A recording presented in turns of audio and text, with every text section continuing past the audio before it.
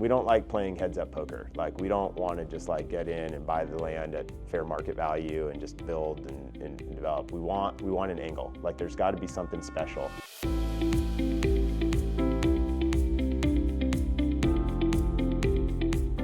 Cory's our first guest, and I'm grateful to have Cory. He's been a part of my life since 2005. I'm not gonna let him be too humble. He's a very successful person. I mean, maybe Bill can give him a run for his money, but he might be the smartest person that I know.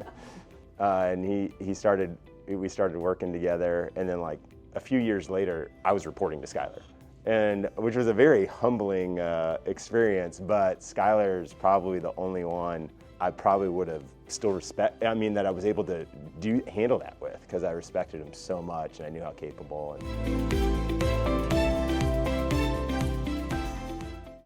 I guess it took us a long time to get there, but we're getting there.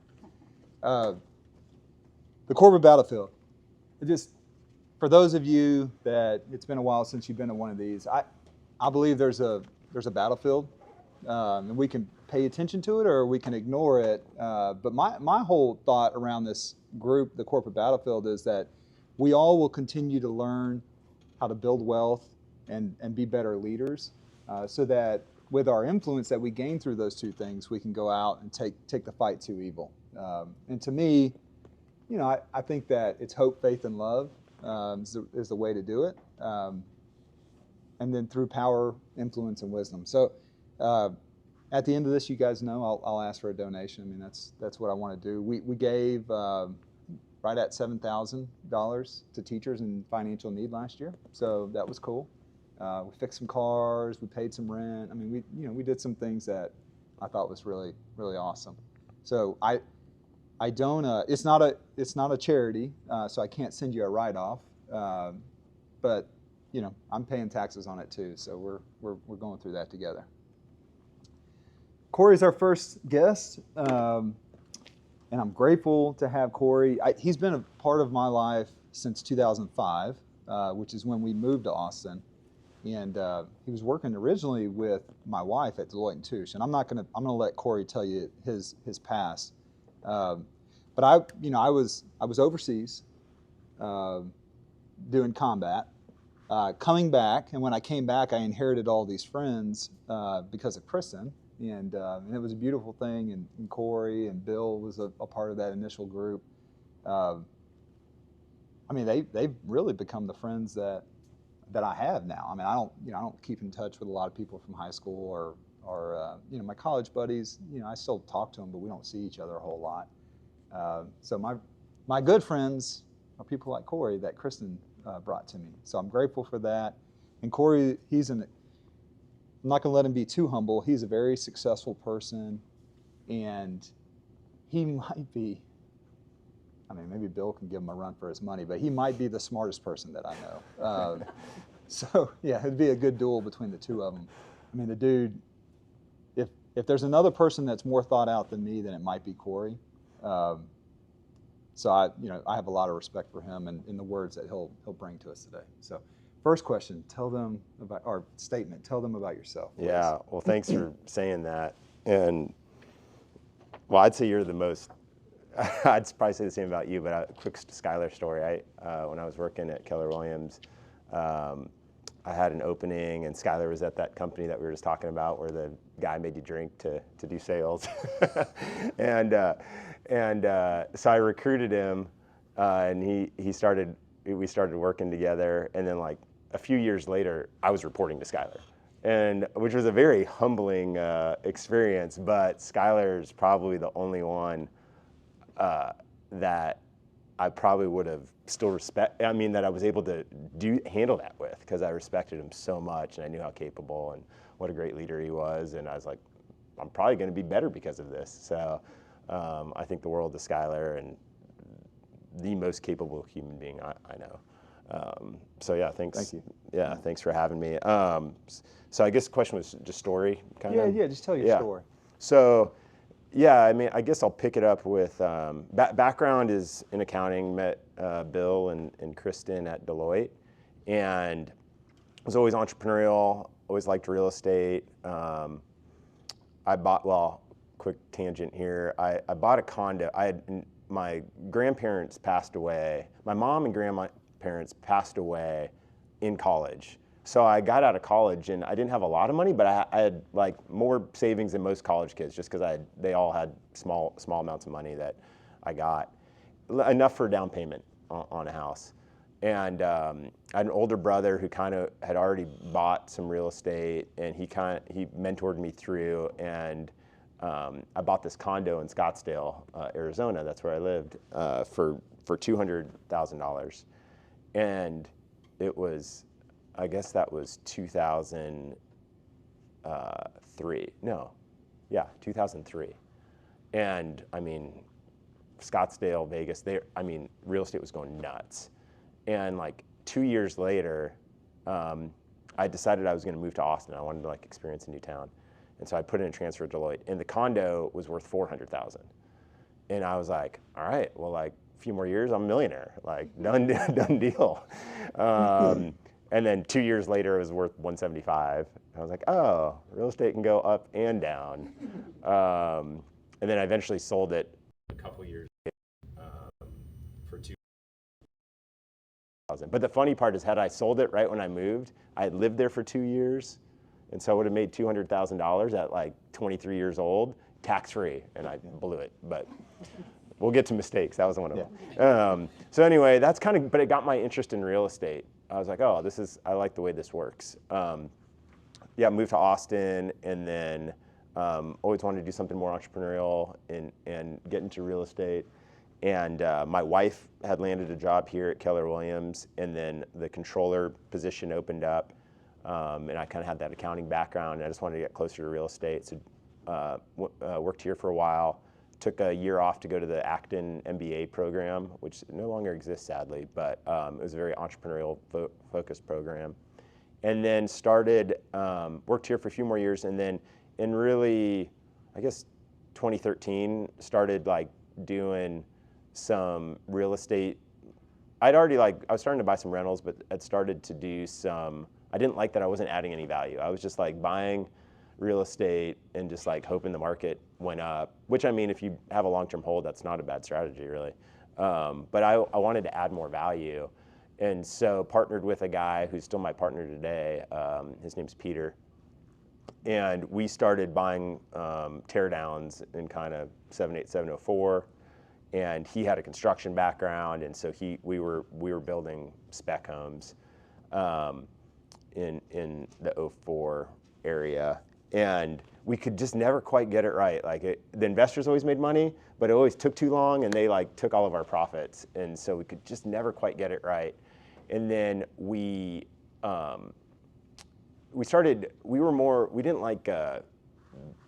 neither of us were particularly good at like being in the field, being at the job, like walking really managing the subcontractors and all of that. But we were pretty good, we were good at bigger picture and thinking things through. And so then we started to switch to commercial projects. And then in 2016, and my business partner he's 15 years older than me and had a lot of entitlement, permitting, a lot of city of Austin experience. So in 2016, we started buying some commercial real estate. We really liked the Riverside corridor.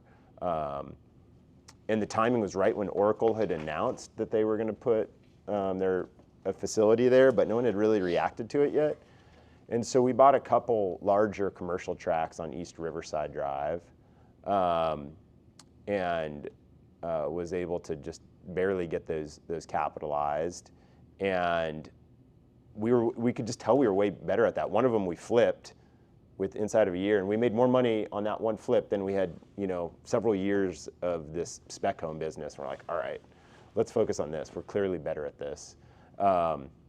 Convinced Schuyler to take our remaining employees of the home building, it's just, one of which he still has. Then switched to commercial, and then that's what we do today. We've added a third partner. We're a small firm. We're about, I guess, 7.5 of us or so.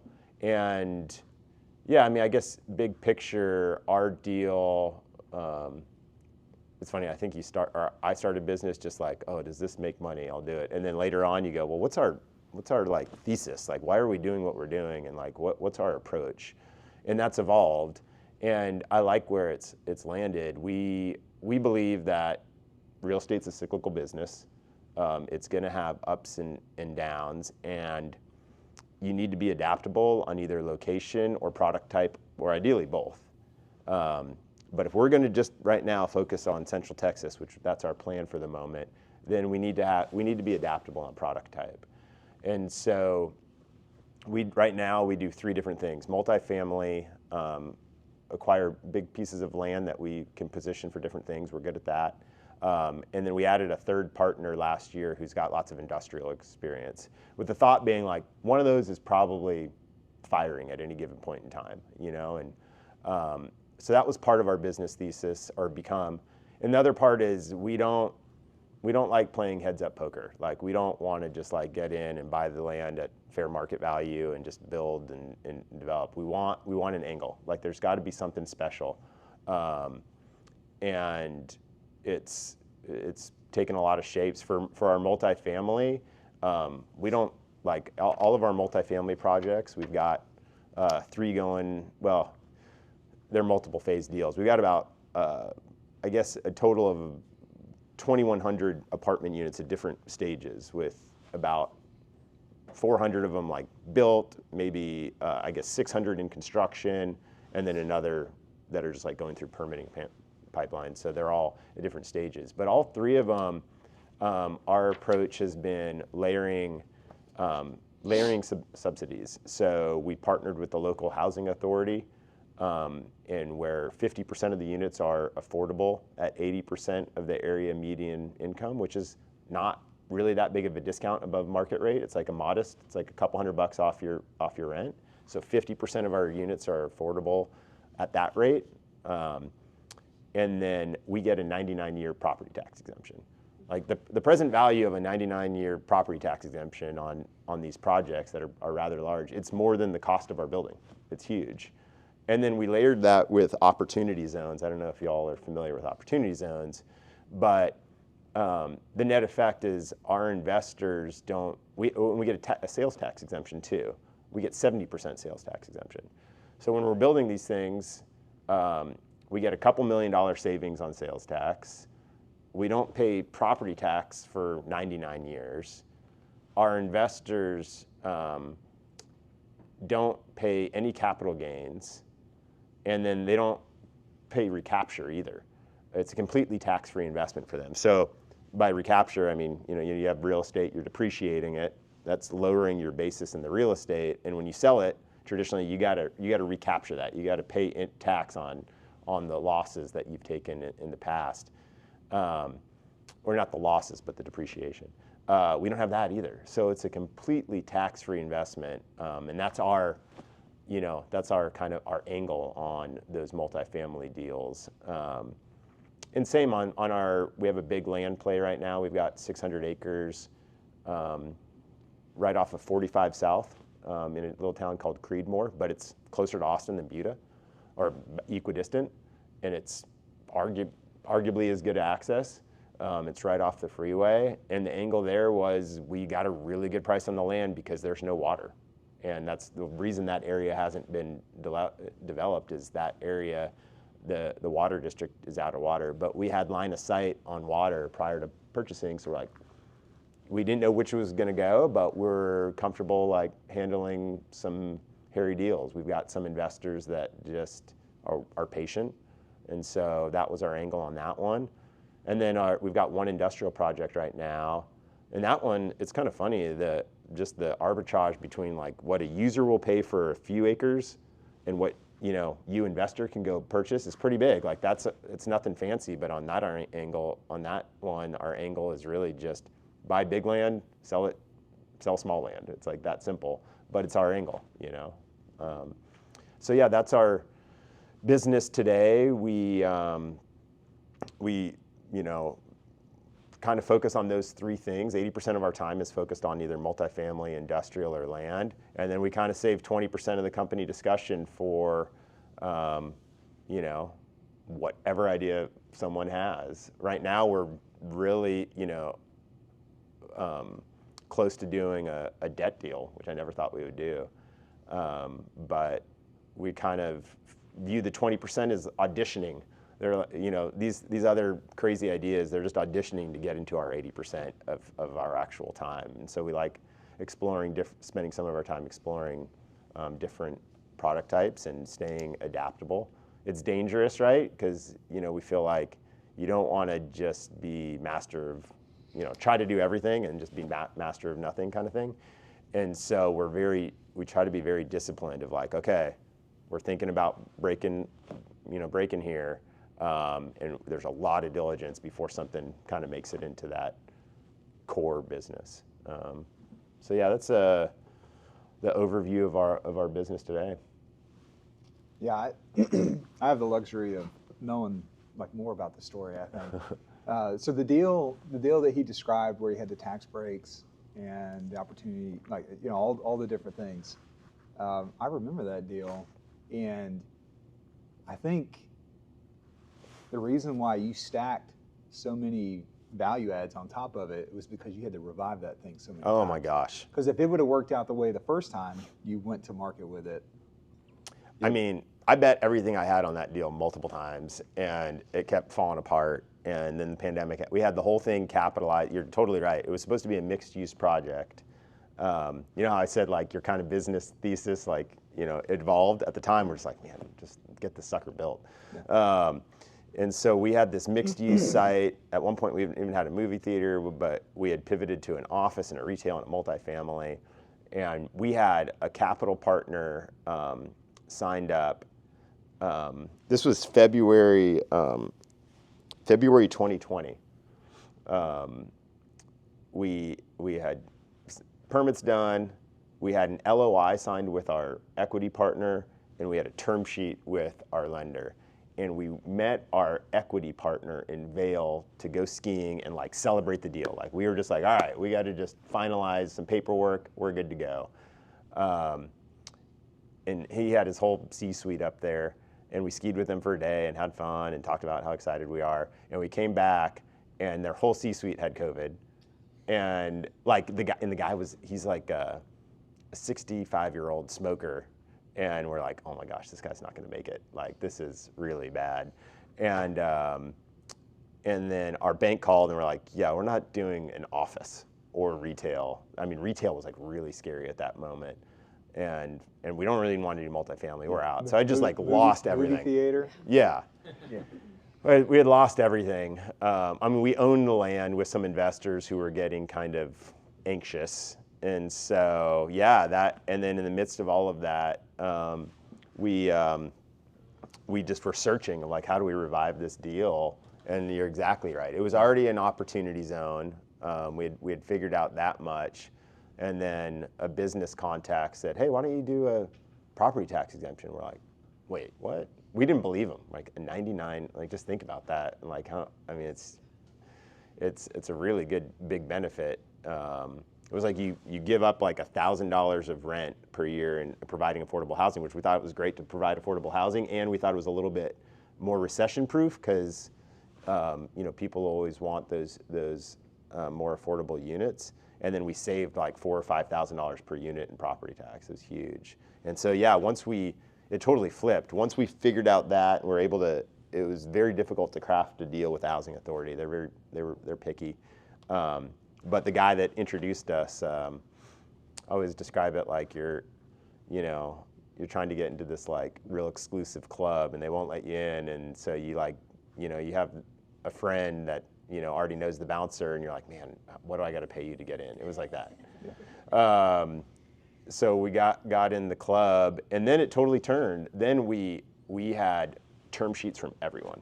We had switched the deal to entirely multifamily, and, you know, even some of the big Goldman Sachs and EJF and some of these like big groups that would never talk to us were like, you know, begging us to give them the deal. And then we ended up going with this family office out of Boston, they've become great friends and are really our programmatic equity partner. So yeah, but I mean, it was a super stressful time.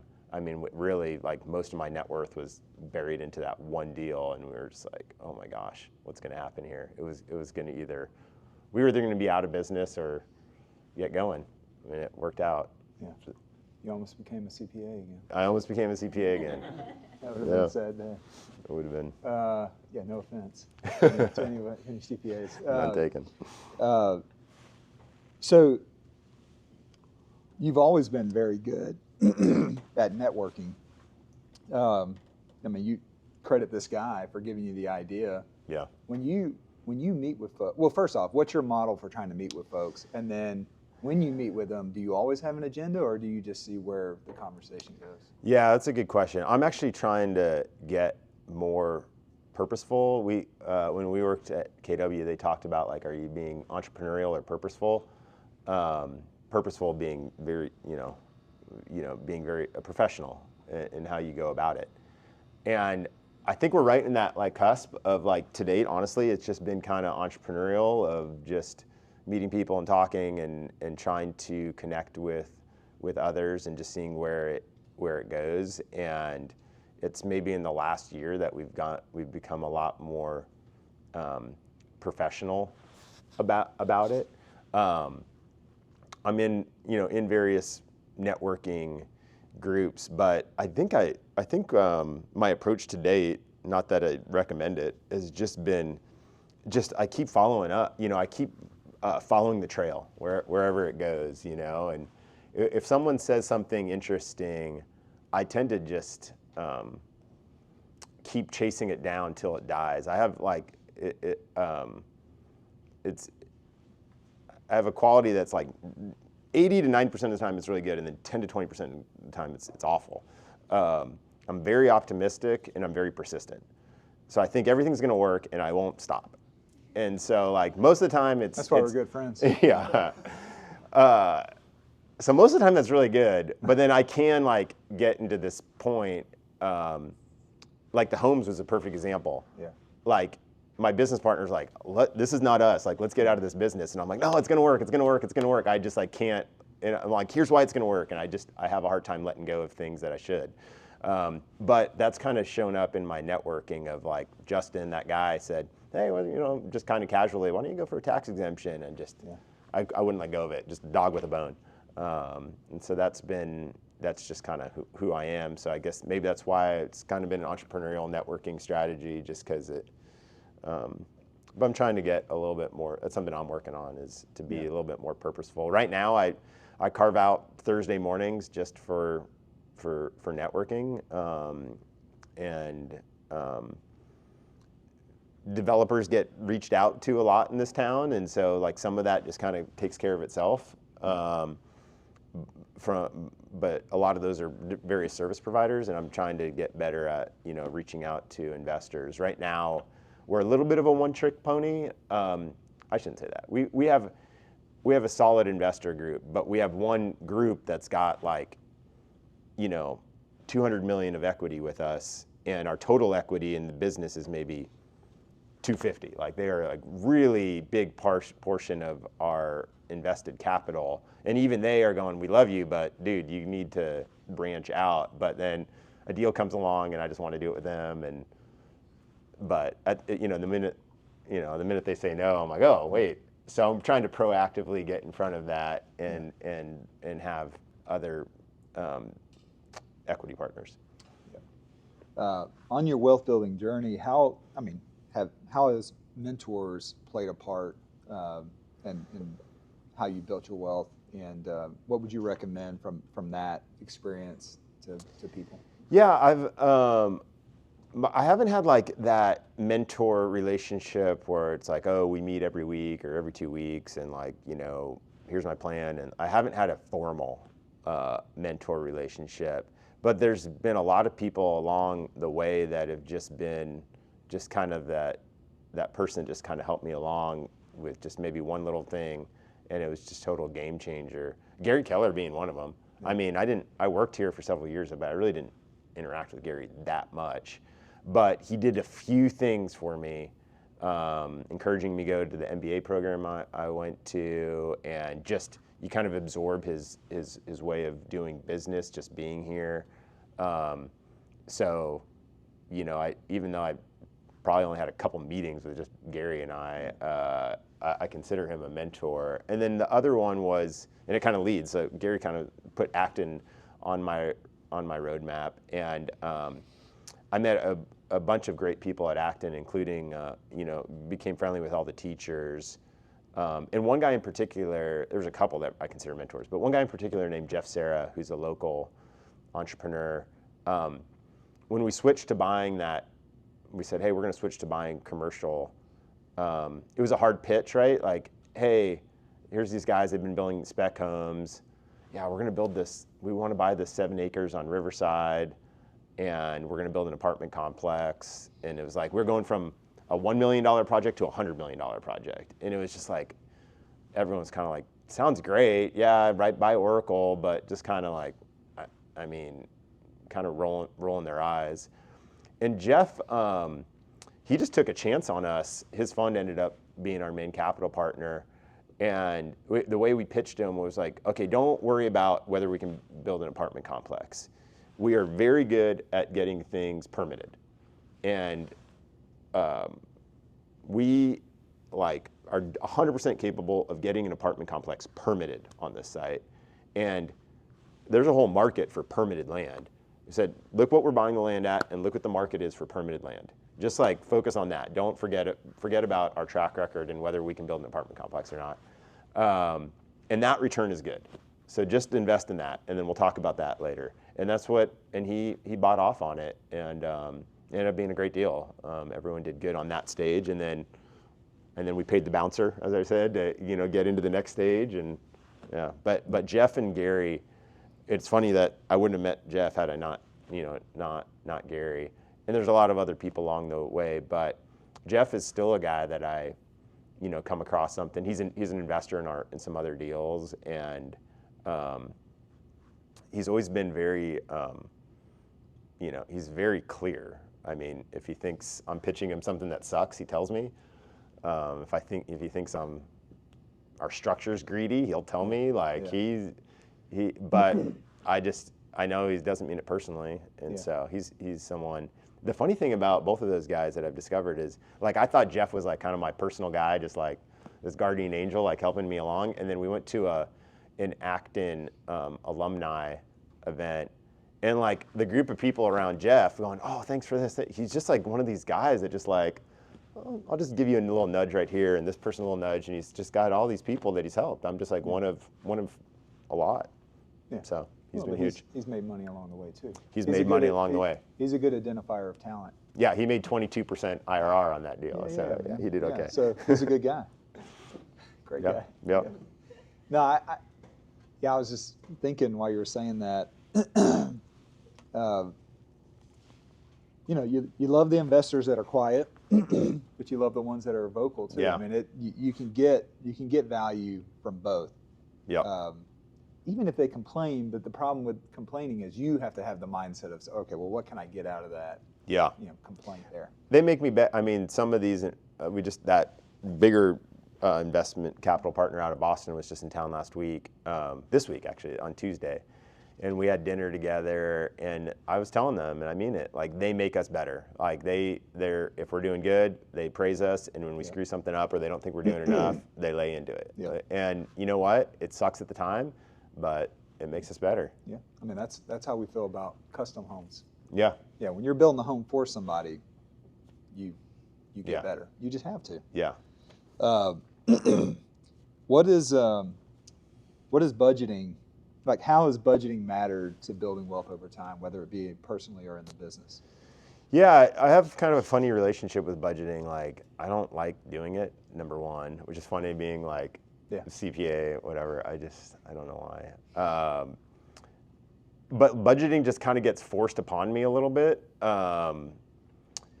So like all of our projects, we obviously have to do pro formas. I don't mind doing that. But then our equity partners hold us to those pro formas. And so it's just kind of like this implied. And then for all of our loans, we have to file, we have to prepare every 6 months personal financial statements. So I kind of, if I didn't have those things, I probably wouldn't have anything. I don't know why, I just like don't want to do that. Yeah. But I just go, oh yeah, this deal feels good, let's just go. But it just kind of get forced upon me. So really all of our real estate has pro formas that are constantly looked at on a monthly basis by all of our equity partners. And if something's off, we get asked about it, and it's asked by the banks. We have monthly meetings with all of our investors. And then, personally, I got to keep track of everything for that. And then I'll share one thing that I shared with Schuyler, but my son a few months ago, he was asking how much money we spend per month, and how much the average American family spends. And he said, let's try to do a year on let's just follow the average American, just to see what it feels like. We live, we're not exorbitant, but we have fun. And I said, I don't think we can do a year, but let's try a month. And so January, we did a very strict budget. And we went out to eat 2 times in the whole month. We got P. Terry's 1 time, and then at the very end of the month, when we knew we had just barely made it, we ordered pizza. Other than that, it was like Costco and making every single meal at home, bringing lunch every single day. And so that was a really interesting budget experience that I hadn't done before, and I think it was great for the whole family. It was, I don't know, it's something we'll probably repeat at least once a year, just to hey, let's stay grateful here. Yeah. I loved it, because every time they would ask for something, you'd say, we would bust our budget. Well, it got to a point where I was telling Schuyler, this is my moment. I'm like, wow, this is amazing. It was the beginning of the month, and Danielle, my wife, had bought some brioche buns with Christmas dinner that we hadn't eaten. So that was probably from the 25th. So they were a week old, and it was the beginning of January. And we were gonna have burgers, but we didn't have buns. We just had missed it. And Danielle's like, we'll do sliders on these buns. They still look good. And Hudson's like, I really would like a hamburger bun. I'm like, dude, we can, American family can buy hamburger buns. We can do this. And there's a little convenience store by our house. And I said, we were coming back from fishing. And I said, we can stop in there and you can buy hamburger buns. It's fine. It's not going to blow our budget. And he's like, fine, but no, I'm not spending more than $4. And I'm like, hey, it's your choice. And he went in and he checked it out, and there wasn't a price tag. And he's like, let's just do the sliders. And I'm like, it was such a reversal. It was a really good experience. So that's my budgeting experience. Mistakes. Yeah. I don't need your most catastrophic mistake, but what mistake have you experienced that now has created a model for yourself to never make that mistake again? That's a good question. One pretty interesting one, won't make it again kind of thing, was that this project, our first big project on Riverside, it had a big construction loan, a $50 million construction loan. And we closed on it basically January 2021. Interest rates were sub 4. They were great. But construction loans are floating.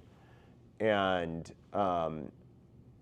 I don't remember if it was me or my equity partner. I was like, should we look at an interest rate cap? I don't know if y'all are familiar with the interest rate caps, but it's basically like insurance. You pay or it's a derivative product, but you pay a premium, you pay a one-time payment, and it basically makes your floating rate interest fixed. And it's not related to your bank. It's just, on Wall Street. We could buy a $50 million 4-year interest rate cap for $80,000. And so I went to our equity partner and said, hey, I don't know, do you think we should do this? And I was talking to everyone, and everyone's like, man, the interest rates aren't going anywhere. There's no way, we can't afford it. The country can't raise I heard that all the time. We can't afford to raise our own interest rates. And so we said, well, let's just consider it, and we'll do it after closing. And then after closing, we went back to Kensington. They're one of the big cap groups. And this was now early 21. And it had gone up to $250,000. We're like, we're not paying that. That's a ripoff, And so we didn't do it. that was probably a $4 million error. Like that cap we'll spend, that project will spend an extra $3 to $4 million on interest that we could have saved. And like the lesson there is I'm way more downside. I'm always, my optimism, like I'm always like, oh, look what this deal could be. What if this happens and this happens? I get really excited. And maybe now I'm much more of like, how do I just, blockade this, protect this deal and protect. So now we buy interest rate caps and we're way more downside focused. I think that's partly like when you're starting a business, or at least when I was, it was just like, you don't have much and you're like, it used to be funny when banks would ask for a personal guarantee, I'm like, yeah, get in line. Like, what's going to happen?